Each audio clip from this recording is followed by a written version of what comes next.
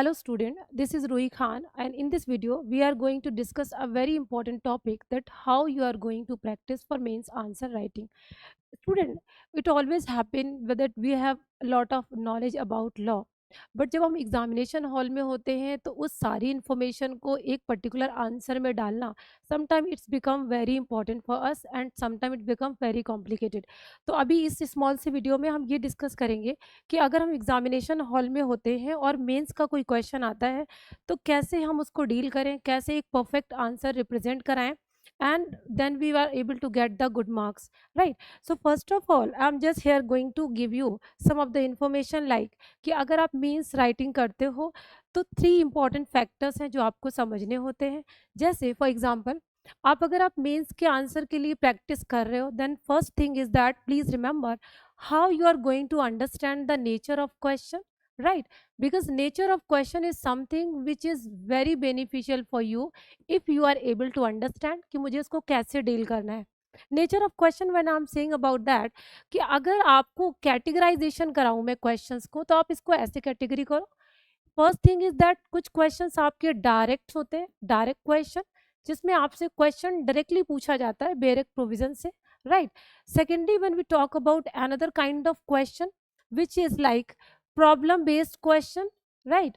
Problem based, आप इसको illustration based भी कह सकते हो, illustration based, right?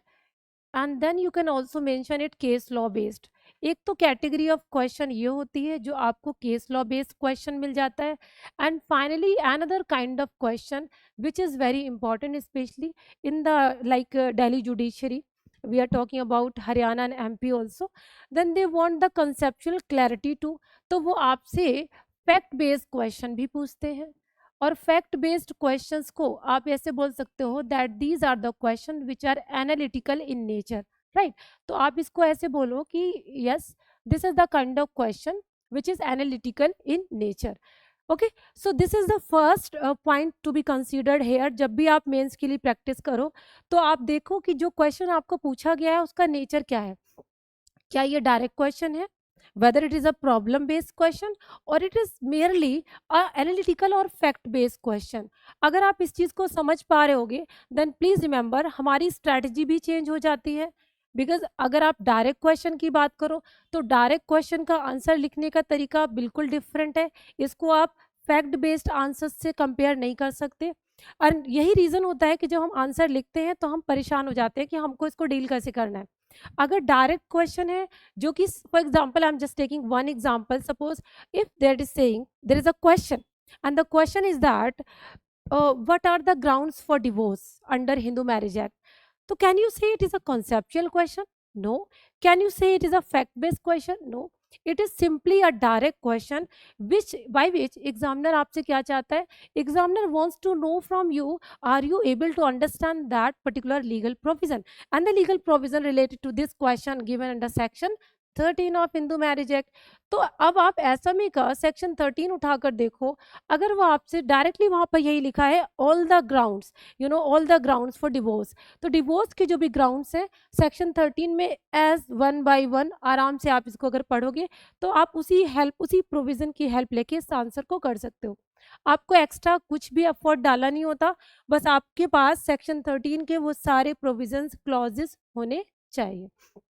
So this is something which is very plain in nature, direct question है, it means that you just directly is move toward that particular legal provision and try to sort out the provisions in that answer। मैं बताऊंगी आपको कि आपको direct question कैसे लिखना है। आई am just giving the brief introduction about this. आपका direct question हो गया। सेकेंडली क्वेश्चंस होते हैं आपके जो कि प्रॉब्लम बेस्ड होते हैं, जो नॉर्मली बहुत ज़्यादा रिपीटेडली आते हैं। फॉर एग्जांपल अगर आप इंडियन पेनल कोड में ले लो या आप इंडियन एविडेंस का कोई ले लो या फिर कॉन्ट्रैक्ट सिविल लॉ का कोई क्वेश्चन ले लो, वहाँ पर आपको एक उसी पर्टिकुलर लीगल प्रोविजन का इलस्ट्रेशन एज इट इज़ दिया होगा and then they will say कि decide what's your opinion on that. अब सपोज करो आप सेक्शन 9 ऑफ इंडियन एविडेंस की बात करते हो जिसमें टेस्ट आइडेंटिफिकेशन परेड के बारे में दिया गया है, उसमें इलस्ट्रेशंस भी बहुत सारे दिए हैं। अगर सेक्शन 8 या 9 या किसी भी इंडियन एविडेंस एक्ट में जिसमें इलस्ट्रेशन दिए हैं वहाँ से उन्होंने एज इट इज़ इलस्ट्रेशन दे दिया एंड देन आपसे पूछा कि डिसाइड करो व्हाट्स योर ओपिनियन, ओके। तो ये आपका होता है प्रॉब्लम बेस्ड, इलस्ट्रेशन बेस्ड, या फिर हो सकता है it might be possible that presently कोई लैंडमार्क जजमेंट अभी आया होगा, उस लैंडमार्क जजमेंट में सुप्रीम कोर्ट ने कोई अपने वर्डिक्ट में रेशियो दिया होगा, तो माइट बी पॉसिबल वो आपको एज इट इज कोई रेशियो की वो 2 लाइन दे देंगे, and then they will expect to you कि आप इसका आंसर करो। Suppose right to privacy is a fundamental right, and now they are saying substantiate this statement according to you। अब आप सोचो कि ये स्टेटमेंट कहाँ से आया, ये स्टेटमेंट जस्टिस पुत्ता स्वामी जजमेंट से आया। तो अब इसको लिखने का तरीका आपका डिफरेंट हो जाएगा। You don't need to directly move toward article 21 and any others articles. You will have to state कि जो आप पूछ रहे हो, I am fully aware of that this is related to the ratio of supreme court judgement. Okay, that is my concern. The third one is that is fact based question, or you can say also analytical or hypothetical situation. You know, whenever you are going to open the previous year question paper of Delhi Judiciary, I'm sure that you are aware of that. Delhi Judiciary especially क्या करता है कि वो आपको एक fact based story देते हैं, that is long, more than 100 and 200 words even then। अब इतने लॉन्ग स्टोरी में वो आपको पूरा एक फैक्ट, एक स्टोरी रखते हैं कि ऐसा हुआ, एंड आफ्टर दैट आपसे एक्सपेक्ट करते हैं कि डिसाइड करो what's your opinion on that particular issue. So वो जो प्रॉब्लम फैक्ट बेस्ड क्वेश्चन होते हैं उसको आंसर करने का भी तरीका बिल्कुल डिफरेंट है, right. You don't need to directly skip to the particular legal provision of the case law. आपको उस एनालिटिकल फैक्ट बेस्ड क्वेश्चन के हर इंपॉर्टेंट इश्यूज को अपने आंसर में एड्रेस करना होता है। So these are the something which I was trying to say in the introductory part of this video कि whenever you are going to first for the mains answer, please remember, first of all read the question carefully and then decide what kind of question this is given. So it's mean if it is a direct question, you will have to move simply a different strategy. If you are feeling that yes, it is a illustration based, case law based, problem based question, then you will have to apply a different approach. What approach I am going to discuss in detail later on. And another thing is that whether this is a whole story, this is the fact based question, then you will have to deal in a different way. Okay, so this is the first thing that you need to understand. Please let me make it very clear.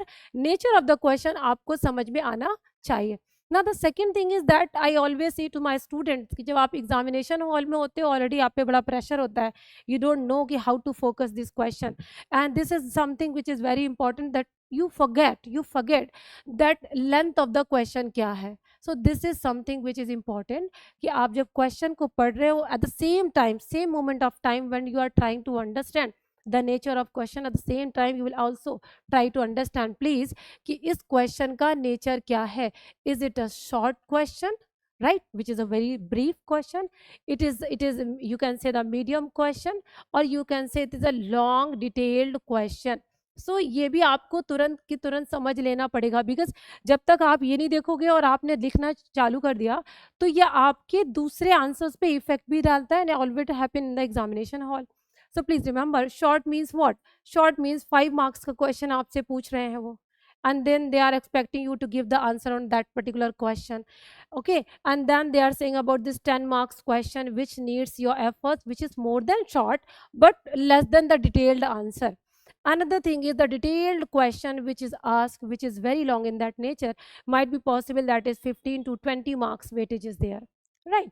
तो ऐसे आप इसको categorise कर सकते हो। Some student says ma'am 2 number का भी होता है तो क्या करेंगे। So I am just taking the on an average ratio कि जो शॉर्ट होगा वो अप टू 5 मार्क्स आप इसको शॉर्ट में कैटेगराइज कर लो, अप टू 10 मार्क्स आप मीडियम ले लो, and then long detail question that is 15 to 20 marks.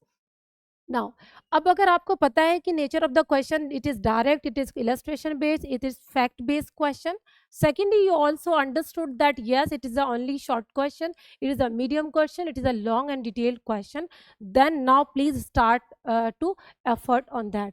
अब आपको करना क्या है, that is what I am trying to say, it is very important that अब देखिए आपको क्वेश्चन करना है। सबसे पहले मैं आपको डायरेक्ट की बात कर लेती हूँ, that is direct question. Direct question चाहे आपका शॉर्ट हो या लॉन्ग हो, आपको स्ट्रेटजी क्या लेनी है, that is very important, okay. अब आप शॉर्ट क्वेश्चन का सोचो, please remember this is always an humble request from me to all of you कि क्वेश्चन बहुत कुछ आप एफर्ट कर लेते हो अगर आप समझ लेते हो कि क्वेश्चन में पूछा क्या जा रहा है, because generally it happens to all of the student including me also, it happens that जब भी आपको कोई फेवरेट टॉपिक मिलता है, for example that you are reading about preamble, right, या you are reading about res judicata या FIR, कोई भी ऐसा पॉपुलर टॉपिक आपको मिलता है, देन आप ग्रेजुअली आप कहते हो कि भाई टॉपिक तो मेरा पढ़ा हुआ है, immediately you start writing. This is something which is very problematic. Question को पहले पढ़ लो, इस क्वेश्चन में आपसे पूछा क्या जा रहा है। अगर आप क्वेश्चन को पढ़ रहे हो, this is the second thing, please read the question very carefully, because it might be possible कि इस क्वेश्चन से आपको लग रहा होगा that they are asking you about preamble, but actually they don't, they are asking something which is connected to the preamble, but they want your extra efforts on that particular question. तो ये चीज जो आप हमेशा ध्यान रखोगे जो student करते हैं कि आपने क्वेश्चन देखा, you start writing, you solve that question, and when you came out from that examination hall you become astonished कि ये मैंने क्या कर दिया। क्वेश्चन में आपसे पूछा कुछ जा रहा है और आप बता कुछ रहे हो, and the same has happened in the earlier examination also, कि वो आपसे पूछ रहे हैं कि आप बताओ कि एक्सेप्शंस क्या हैं और आप उसके जनरल प्रोविजन बताने में लगे हुए हो। So this kind of issue should not be there when you are adverting to that answer. That is what, read the question carefully, that is first thing. Secondly that चाहे वो short हो या long question हो, आप अगर direct question कर रहे हो तो please remember there must be the introduction. Introduction is something which is very important, it is a key to understand, actually it is a key to understand. जब examiner आपके answer को check करते हैं तो सबसे पहले वो यही देखते हैं कि इन्होंने अपने इंट्रोडक्टरी पार्ट में क्या लिखा है, whether they actually understood the nature of question या फिर ऐसे ही टू एंड फ्रो दौड़ रहे हैं। सो दिस इज समथिंग, आप अपने इंट्रोडक्शन को इतना स्ट्रांग बनाओ, इतना स्ट्रांग बनाओ which is directly address to the question which is asked, right. इस क्वेश्चन का इंट्रोडक्शन हमेशा नेचर ऑफ द क्वेश्चन पे बदलेगा। अगर शॉर्ट है तो इंट्रोडक्शन थोड़ा शॉर्ट लिखो, लॉन्ग है then you can take the long and detailed introduction in one paragraph. Introduction आपका 50 वर्ड्स का भी हो सकता है, ओके, इंट्रोडक्शन आपका 75 वर्ड्स का भी हो सकता है। तो ये डिपेंड करेगा कि आपका नेचर ऑफ क्वेश्चन क्या है। जब भी आप कोई आंसर को इंट्रोड्यूस करते हो, प्लीज़ रिमेंबर आप उसमें क्या क्या बता सकते हो। जब आप इंट्रोडक्शन में बताओगे तो उस पर्टिकुलर लीगल प्रोविज़न, जो लीगल प्रोविज़न के बारे में आपसे क्वेश्चन किया गया है, आप उसको बताइए, ठीक है। उसके बाद उसका लीगल अप्रोच, यानी अगर वो किसी लीगल मैगजिम से रिलेटेड है तो आप लीगल मैगजिम को रिफ़र करो, it will boost your answer. आपने अगर डॉक्ट्रीन, आपको लगता है कि इस पर्टिकुलर प्रोविजन पे तो एक प्रॉपर डॉक्ट्रीन है, तो please introduce it this doctrine to the introduction part. Introduction में आप डॉक्ट्रीन को भी बता दो, and after that you can also mention कि इंडिया में इसकी अप्रोच क्या है। यानी जब आप इंडिया की बात करते हो किसी भी पर्टिकुलर लीगल प्रोविजन की, it is better to introduce the constitutional touch also. तो अगर आप एक अच्छे स्टूडेंट हो तो आप अपने आंसर की इंट्रोडक्शन में कॉन्स्टिट्यूशनल ज्यूरिस्प्रूडेंस को भी डालोगे, because it will surely enhance your marks. Because examiner को लग जाता है कि आप लिख रहे हो टेस्ट आइडेंटिफिकेशन परेड पर, लेकिन आपको पता है कि this test identification parade is also included with in the constitutional jurisprudence. तो वो कॉन्स्टिट्यूशनल ज्यूरिस्प्रूडेंस का एक दो लाइन होता है जिसको आप वहाँ से इंट्रोड्यूस कर सकते हो, उसको भी डाल दो। In that way you can complete your introduction, right. So introduction में आप क्या क्या डालोगे, आप इंट्रोडक्शन में उस क्वेश्चन को एड्रेस करोगे, and then you will try to take a legal provision, legal maxim or doctrine. You can also add the constitutional jurisprudence, and after that you can take the second part of the question. So now introduction के बाद जो आपका second part of the question आएगा वो क्या होगा, that is main body, right, main body of the question. तो मैं आपको एक कंप्लीट शॉर्ट एंड लॉन्ग दोनों में बता रही हूँ, but actually I am focusing on long question, because short में तो आपको छोटा छोटा ब्रीफ में आइडिया देना होता है, लॉन्ग में प्रॉब्लम हो सकती है। That is what main body जो होगी, मेन बॉडी में आप क्या क्या बताओगे, मेन बॉडी में आप लीगल प्रोविजन बताओगे, राइट, और उसमें जो कुछ आप लिख सकते हो, जैसे as example I said the grounds for divorce under section 13.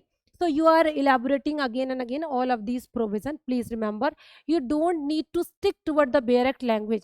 तो bare act language पे stick नहीं होना है आपको, but yes, अगर आप bare act language के वो कुछ particular terms होते हैं अगर वो वहाँ मेंशन करोगे तो उससे इफेक्ट अच्छा पड़ता है। तो आपको कंप्लीटली डायरेक्ट लैंग्वेज को नहीं डालना, बट यस उसके जो टर्म्स होते हैं उनको डालोगे तो it reflects your answer a legal language, जिसे आप कहते हो लीगल लैंग्वेज में आप उसको यूज कर सकते हो। तो direct I would say no, but yes legal language तो यूज करेंगे आप। जैसे सपोज यहाँ पर एमपी जुडिशियरी है, दे आर एक्सपेक्टिंग कि आप वहाँ पर बेयरक लैंग्वेज लिखो, वो हमेशा चाहते हैं अपने आंसर्स में। बट वही है ना कि बेयरक बहुत टफ होता है, आप कहते हो मैम इसको रिटेन कैसे करें, सारी चीज़ें लर्न कैसे होंगी। तो you can take only that particular terms of the bare provision which are essential, otherwise you can modify that language which is for which you are comfortable with. तो इसको आप कर लो। एंड देन जो आपका main body है, उस main body में सारे लीगल प्रोविजन के साथ साथ you can change the para also. आप इसमें केस लॉज भी डाल सकते हो।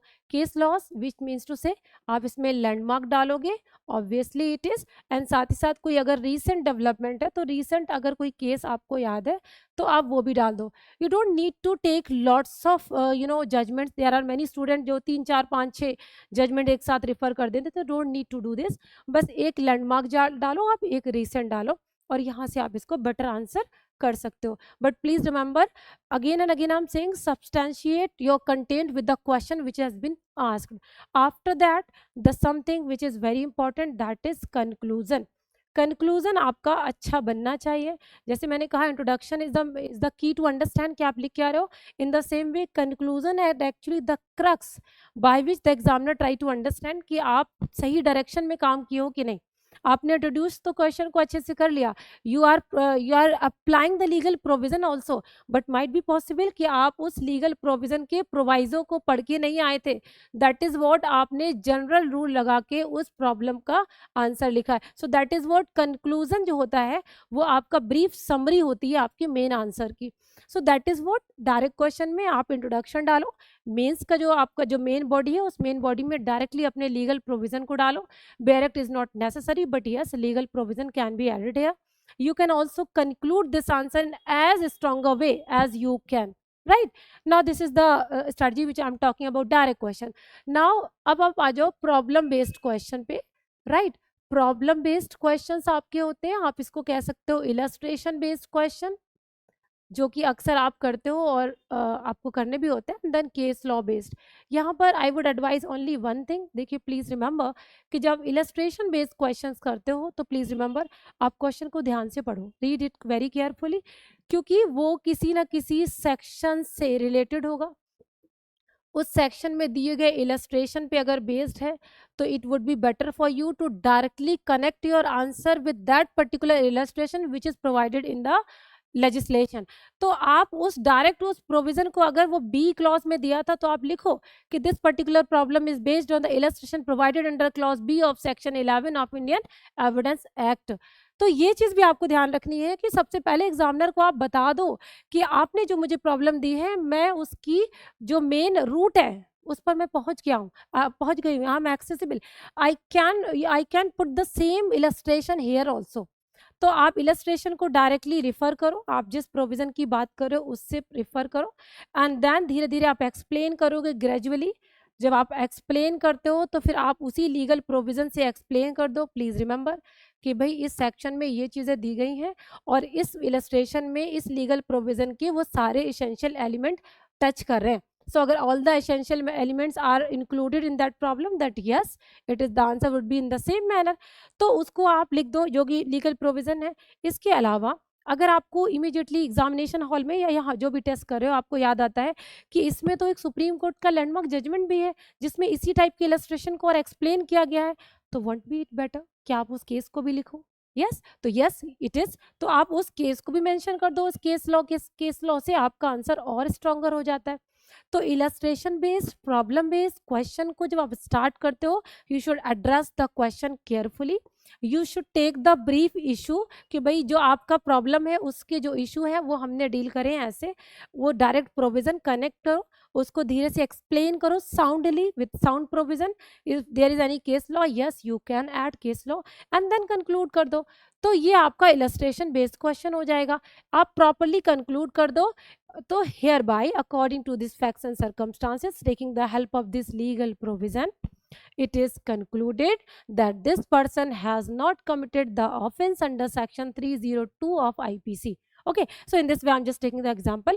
तो ऐसे अपनी बात को क्लैरिटी के साथ कंक्लूड कर दो. इसीलिए कहते हैं इलस्ट्रेशन बेस्ड या प्रॉब्लम बेस्ड क्वेश्चन को जब भी करो तो उसके कंक्लूजन में ये चीज एकदम एक्सप्लेन कर दो, प्रॉपरली वेल मेंशन कर दो कि what is my opinion in that regard. ठीक है, I hope you are trying to understand that. Then finally, which is fact based question. Fact based question which as I am saying सबसे ज़्यादा जो आपको problem आती है वो fact based questions में ही आती है. बिकॉज आपको you know it is having two issues. एक तो टाइम कंज्यूमिंग होते हैं ये, राइट. आप कहते हो कि पूरा क्वेश्चन अगर हमने पढ़ने में अपना एफर्ट्स डाल दिया तो टाइम ही चला जाएगा. दूसरी बात है सम टाइम इट्स हैपन कि आपको समझ नहीं आता कि इसमें मेन इश्यूज क्या है, कौन कौन से वो इश्यूज हैं जिनको हमें डील करना है. We are not able to understand problem है कहाँ पर यहाँ. तो ये जो फैक्ट बेस्ड क्वेश्चन होते हैं जो specially as I am saying कि दिल्ली जुडिशरी बहुत ज़्यादा इनको एनालिटिकल अप्रोच के क्वेश्चन को पूछते हैं, इसमें आपको ये ध्यान रखना है that first of all try to read the whole scenario very carefully. आप उस पूरी स्टोरी को प्रॉपरली पढ़ो. You should have a pencil with your hand और उसमें आप अंडरलाइन कर दो कि भाई मेन इशू तो यहाँ पर हो रहा है. और आपको पता है कि यहाँ पर इशू आपको पता हो जाएगा जब कोई एडमिट या डिनाई करेगा तो आपको समझ में आएगा कि एक कह रहा है कि कॉन्ट्रैक्ट हुआ है, राइट, और दूसरा कह रहा है कि no contract has not been done.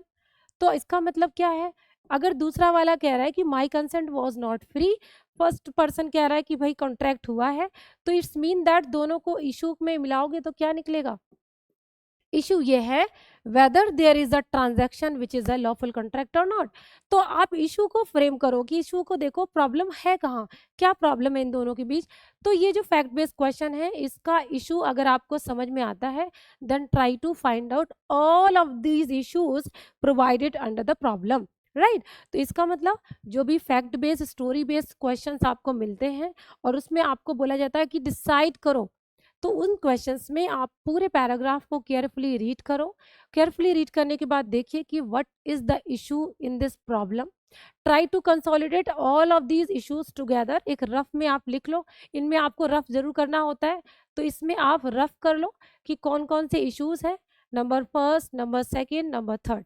अब देखिए जब भी आप इस तरीके के क्वेश्चंस में आपको समझ में आ गया कि एक कह रहा है कॉन्ट्रैक्ट हुआ है, दूसरा कह रहा है कॉन्ट्रैक्ट नहीं हुआ है, the issue has been raise that my consent was not free. इसके बाद कहते हैं कि देखिए डॉक्यूमेंट रजिस्टर्ड नहीं था.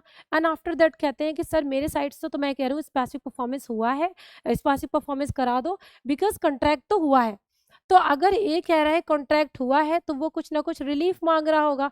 तो यहाँ पर आप ये भी देखो कि क्या जो प्लेंटिफ है या जो पर्सन है जो आपसे रेमेडी मांग रहा है इस तरह के एनालिटिकल क्वेश्चन में, या जो आपको लग रहा है कि यहाँ पर रिलीफ होना चाहिए, तो इज इट ट्रू और नॉट. तो वेदर इट इज जस्टिफाइड और not that is something which is very important. आप एनालिटिकल क्वेश्चंस में देखो कि आपके अकॉर्डिंग इन सारे प्रॉब्लम्स के इश्यूज को पढ़ने के बाद what do you think on that base. आपको क्या लगता है, how can you justify. And if you want to take a justification please remember you will have to take the help of law, है ना.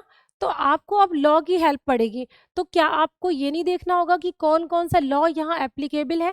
Is it Indian evidence act, yes. It is CrPC, yes. It is IPC, yes. जो भी, आई am just taking the example. फिर आप कहोगी कि कौन से वो प्रोविजंस हैं जो यहाँ पर एक्टिव हो रहे हैं, किनकी मैं हेल्प ले सकता हूँ. तो वो सारे प्रोविजन आपके माइंड में सेट हो जाने चाहिए. तो ये जब आप स्टार्टिंग में ये इस पे वर्क कर रहे हो तभी ये सारी चीज़ें आपकी आ जाएंगी कि एनालिटिकल क्वेश्चन में firstly you have read the question very carefully, you have find out what are the issues behind it. Next thing is what kind of legal provision you can include to resolve this question. अब आपको ये सारी चीज़ें समझ में आ गई कि भाई लीगल प्रोविजन तो ये हैं जिनको मैं इसमें अप्लाई करूंगा, then I will try to take the best answer. Then you will have to take the help of case laws. इसके बाद अगर आपके पास कोई केस लॉज है, this is the main thing which will add on your marks, which will enhance surely your marks. तो analytical questions में आप legal provision को डालो, it's good, it's fine, but the thing which is also important that please remember case law भी important है. आपको case law भी डालने होते हैं बिकॉज कोई ना कोई ऐसा सुप्रीम कोर्ट का लैंडमार्क या रीसेंट जजमेंट होगा जिसका रेशियो आपकी उसी स्टोरी पे बेस्ड होगा. मैं आपको फिर से एक बात बता दूं कि whenever you are attempting analytical question, fact based question, please take it into your mind कि obviously ये जो स्टोरी है ये किसी ना किसी recent केस में या लैंडमार्क केस में इसी तरीके के फैक्ट रहे होंगे। तो अगर आपने ये चीज समझ ली, if you are able to understand कि yes I am able to catch it, मुझे समझ में आ रहा है कि all these facts are taken from the Mankhan Singh judgment, all these facts are taken from that particular judgment which I have read carefully, है ना, आर वर्सेस एम्परर, कोई भी जजमेंट, आर वर्सेस रिचर्डसन, तो वही आपको समझ में आ गया कि केस वो है, लीगल प्रोविजन ये है, इन सब को कंसोलिडेट करने के बाद आप अपना आंसर शुरू कर दो। सो इंट्रोडक्शन आप दोगे, यस इंट्रोडक्शन, जैसे मैंने बताया कि इंट्रोडक्शन में आपका ये जो इंट्रोडक्शन होता है वो डायरेक्ट क्वेश्चन के इंट्रोडक्शन से डिफरेंट होता है। Y? Because in this introduction you just want to emphasize that yes, I have read this whole story carefully and now I'm able to understand what the question is talking about. So address आप करो इस question को, that is something which is important. समझ में आई ना? तो analytical answers में आपको ये देखना होता है इंट्रोडक्शन में कि हमने इसका इसका जो पूरी प्रॉब्लम है उसको समझ लिया है, that is what I am trying to address this situation in brief, understand. तो इसको क्वेश्चन को एड्रेस करो ब्रीफ में, ये डिफरेंस होता है जो मैं आपसे चाह रही थी कि आप समझो कि वाई आई एम सेइंग कि जब भी आप मेंस का आंसर लिखो तो डिफरेंशिएट कर लो कि नेचर ऑफ क्वेश्चन क्या है। रीजन इज दैट कि उसका जो सिंपल डायरेक्ट क्वेश्चन का इंट्रोडक्शन होता है उसका आंसर डिफरेंट होता है इंट्रोडक्शन में, यहाँ पर आपको ब्रीफ कनेक्ट करना होता है उस फैक्ट स्टोरी से जिस पे आप आंसर लिख रहे हो, right. So this is something when you address the question very carefully. Now please issues आप यहाँ पे फाइंड आउट करो, प्लीज पैरा चेंज करने हैं, लॉन्ग क्वेश्चंस में आप पैरा चेंज करते हो, please don't write the answers in lines, lines में नहीं पैराज में लिखे जाता है, पैराज में मार्जिन छोड़ा जाता है, ये भी बात याद रखिए आप। ये सब बेसिक क्वेश्चंस है, आपने इश्यूज बना दिए कि ये क्वेश्चन ये प्रॉब्लम मुझे समझ में आ रही है, then take the help of legal provision. अब आप देखो कि जो आपकी प्रॉब्लम जो इशू है उनमें कौन कौन से लीगल प्रोविजन है जो आप कनेक्ट कर सकते हो, कौन से वो सेक्शंस हैं जो आप यहाँ कवर कर सकते हो। So you if you are able to connect all these legal provision you should gradually take all this provision and then try to connect it. इसके बाद जब आपने लीगल प्रोविजन भी एड ऑन कर दिए, अब आप कहाँ जा रहे हो, अब आप जा रहे हो कंक्लूजन की तरफ कि आप अब आपको क्या लग रहा है कि यहाँ पर क्या होना है, क्या यहाँ पर कन्विक्शन होगा, क्या यहाँ पर एक्विटल होगा, जो भी नेचर ऑफ क्वेश्चन है वो सिविल मैटर है क्रिमिनल मैटर है। तो मैं एक आपके लिए सिर्फ एक कॉम्प्रिहेंसिव अप्रोच लेके बता रही हूँ, I am just taking that example. आपने लीगल प्रोविजन बता दिए, अब और भी अच्छा ये होगा कि आप केस लॉज भी रिफर कर दें कि किस केस लॉ की स्टोरी ये कनेक्टेड है, and then you can take the solution, right. तो एनालिटिकल में आपको अपना ओपिनियन मतलब with the sound principles of law आपको बताना है कि यहाँ पर होना क्या है, इस सिचुएशन में क्या होगा, and you will have to take the conclusion in that regard. तो पहले आप ग्रेजुअली ओपन करोगे कि इन लीगल प्रोविजन को कनेक्ट करने के बाद सिचुएशन ये है, and then you will conclude your answers in very brief but in very clear words ki according to the taking this help of these legal provision and the ratio of Supreme Court judgment, finally it is proved that this particular person has not committed an offense within the meaning of section 302 of IPC, right। तो आप ऐसे conclude कर दो इसको properly इसको, and then you can add the answer। So this was the whole scenario which I was talking about कि अगर आपको क्वेश्चन लिखना है मेंस का और आपको प्रैक्टिस करनी है, then how can you practice for the mains answer, right। So in this way I'm going to give you a brief of this whole story कि whenever you are going to attempt for mains answer, please remember mains answer is not the strategy जिसमें आप lightly ले लो। इसमें यही चीज़ होती है कि आपको इन्फॉर्मेशन तो बहुत ज़्यादा होती है, बट जब आप पेपर पे उस इन्फॉर्मेशन को डालते हो तो आप कई सारी प्रॉब्लम में फंस जाते हो। जैसे आपका आंसर कंप्लीट नहीं हो पाया, टाइम खत्म हो गया, आपने तो क्वेश्चन को समझा ही नहीं, क्वेश्चन ने पूछा कुछ था लेकिन आपने लिख दिया कुछ, या फिर आप कह रहे हो कि अरे ये तो रीसेंट केस लॉस था, वो तो मुझे बाद में याद आया, पहले पता नहीं चला, या फिर आप इंट्रोडक्शन नहीं दिया, कंक्लूजन नहीं दिया। So anyways in this way you just first of all first point which I'm saying, please read the question carefully. This is first thing which I'm talking about. Then how will you understand it? Try to understand the nature of question. Is it a short question, is it a long question, because according to that आप अपना effort डालोगे। Short question है तो इतनी सारी मेहनत थोड़ी ना करनी है आपको, शॉर्ट में लिखना है, प्रॉपरली लिख दो 5 मार्क्स में। But if it is a long, then you will have to put extra efforts. Now, second thing, you will try to understand the nature of question. Is it an analytical question? Is it a direct question? Is it a problem illustration based question which is simply written in your bare act? So, in this way, when you understood all of this thing, then start writing. How you are going to start writing? Please remember, first of all, try to give the introduction which needs to be very impressive. आपका introduction जितना impressive होगा, examiner तभी interest लेगा आपके answer को check करने में, otherwise that person will not take. बहुत सारी कॉपियाज रखी हुई हैं, क्यों आपकी कॉपी चेक करेगा? एवरेज नंबर दे देगा 3 आउट ऑफ 10। ठीक है, तो दैट इज समथिंग। इंट्रोडक्शन आपने अच्छा डाल दिया, मेन बॉडी में आप प्रॉपरली उसको अरेंज करो। राइटिंग भी इंपॉर्टेंट है, प्लीज़ रिमेंबर, राइटिंग बहुत खूबसूरत नहीं लेकिन साफ सुथरी लिखो, समझ में आनी चाहिए। आपने मेंस लिख दिया, मेन बॉडी लिखी। अगर आपको कोई केस लॉज आ रहे हैं, आपने पैराग्राफ चेंज करके केस लॉ का रेशियो डाला, केस लॉ को अंडरलाइन किया। Citation is not required to be write in completely, but at least उसका ईयर लिख दो आप, है ना। इसके बाद आपने केस लॉ लिख दिया, कंप्लीट कर दिया। कंक्लूजन बहुत बेटर ढंग से लिखो कि according to taking this help of this legal provision I am approaching to this answer. Okay, so these are all the something which I was trying to take for you to as a help, because I know you all are very sensible, you are working hard to attempt for judiciary examination. But if you are taking all these consideration together, it will surely make you help. So all the very best, try to make a practice and again, because practice is something, there is a no substitute for that. Okay, all the best, thank you so much.